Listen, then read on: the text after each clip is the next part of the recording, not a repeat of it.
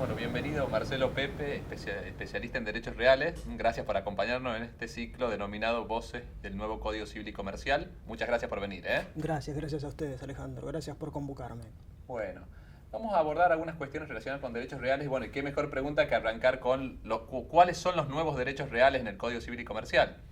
Bueno, mira, Alejandro, en realidad uno de los temas interesantes que plantea este código es que se incorporan nuevos derechos reales que ya venía la jurisprudencia tratando de alguna manera, la doctrina tratando en numerosos congresos y jornadas, como por ejemplo el tiempo compartido y los cementerios privados.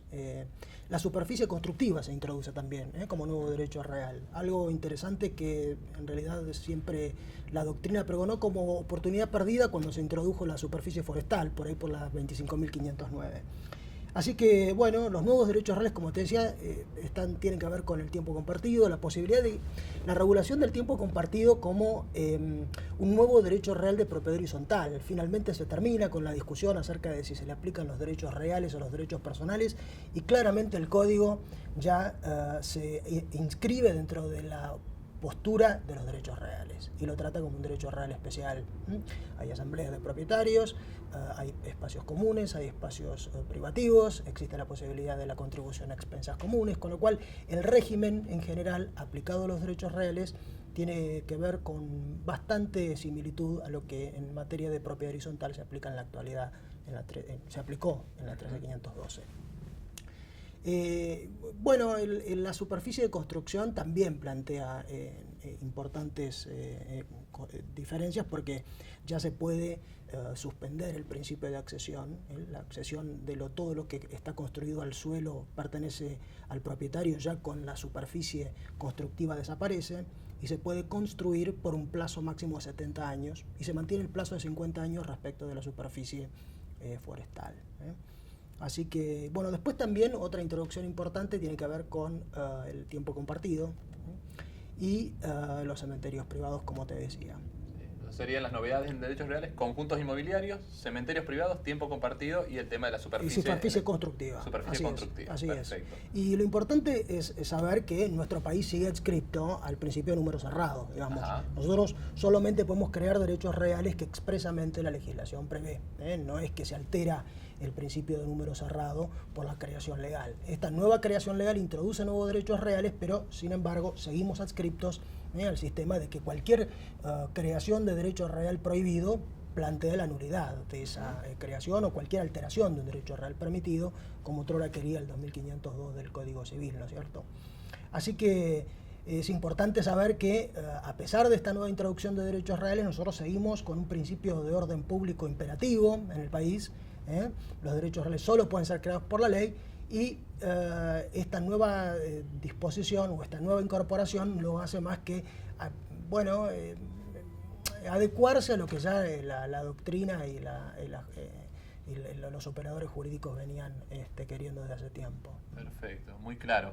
En lo que hace a la estructura de los derechos reales, ¿hay modificaciones o algo a resaltar ahí? No, mira, Alejandro, en realidad no hay muchas modificaciones. En general se mantiene un derecho real con perfil constitutivo desde la tradición. Esto es importante, la tradición sigue siendo constitutiva en el campo de los derechos reales y la inscripción registral en materia de inmuebles sigue siendo declarativa para oponibilidad a terceros interesados de buena fe, como quiere la ley 17.801. Es decir, que nosotros seguimos con un sistema de creación constitutiva de derechos reales con la tradición en materia de inmuebles, y en materia de muebles registrables seguimos también con una inscripción de naturaleza constitutiva. O sea que eso no se ha modificado. También como interesante introducción te diría que el principio de convalidación en materia de derechos reales alcanza al campo hipotecario. Antes la hipoteca constituida sobre un inmueble ajeno no era convalidable, es decir, si alguien luego adquiría la propiedad del inmueble, esa hipoteca no podía convalidarse y sin embargo ahora la convalidación tiene como efectos más amplios y alcanza todos los derechos reales y esto también es importante. Pero en general te diría que la estructura en cuanto a los elementos, modos de creación y extinción sigue bastante similar a lo que era, digamos, para tranquilidad de todos, de lo que era el sistema tradicional de creación de derechos reales en Argentina. Muy bien. Y en materia de fideicomiso y de dominio fiduciario, ahí tengo entendido que hay algunas novedades, ¿es correcto? Mira, en realidad, en general, una novedad interesante es que el fiduciario puede llegar a ser beneficiario en el fideicomiso, algo que en el campo de las garantías se discutió en algún momento. Como introducción, el 1680 introduce el fideicomiso en garantía, es decir, la posibilidad de que el fiduciario aplique el producido de los bienes fideicomitidos al pago de la deuda garantizada a través de un cobro judicial o extrajudicial. Esto es interesante. Ya se venía aplicando en el país y ya se venía, por supuesto, siendo de gran aplicación, pero en la actualidad ya ahí tenemos un artículo en donde de alguna manera estructura y, bueno, sistematiza lo que es el fideicomiso en garantía. El fiduciario, como propietario, digamos, legal de los bienes, puede aplicar, según este artículo, el producido de los bienes o derechos fideicomitidos al cobro de los créditos garantizados. Y también lo puede hacer a través de acción judicial o extrajudicial, salvo pacto en contrario y de conformidad con lo que se hubiera pactado en el contrato, ¿no es cierto?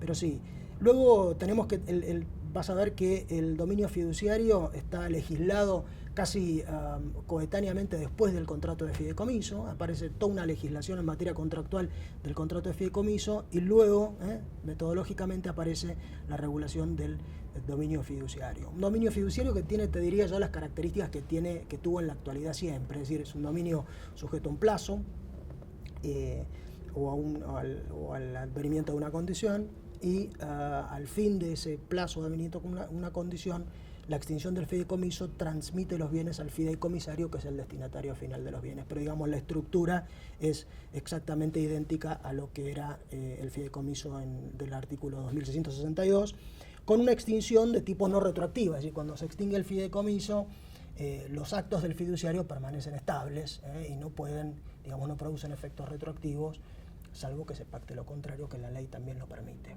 como lo ocurre también en el dominio revocable. Claro.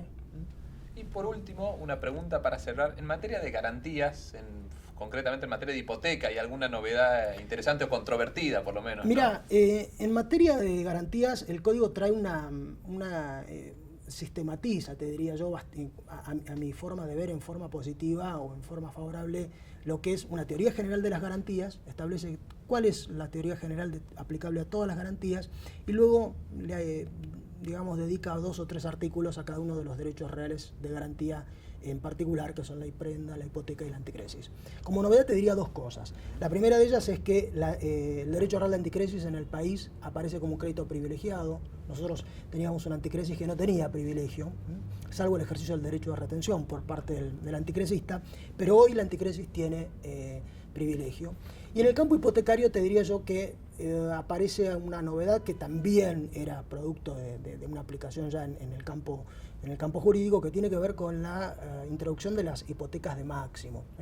Las hipotecas de máximo son, o garantías de máximo, son aquellas en donde la cobertura alcanza hasta un tope. Más allá de ese tope no previsto en el acto constitutivo, la garantía se cobra como quirografaria. Es decir, en casos de concurrencia con otros acreedores, más allá de ese tope o máximo de la garantía real, ese máximo concurre por cualquier concepto como crédito quirografario.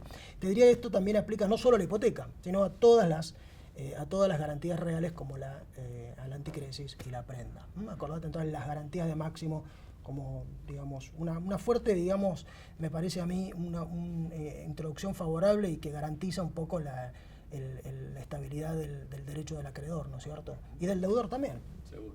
Bueno, doctor Marcelo Pepe, muchísimas gracias por participar en este ciclo Voces del Código Civil y Comercial. Fuiste muy claro en tus conceptos y, bueno, gracias en nombre de la editorial. Gracias, Alejandro, y gracias a ustedes. Muchísimas gracias.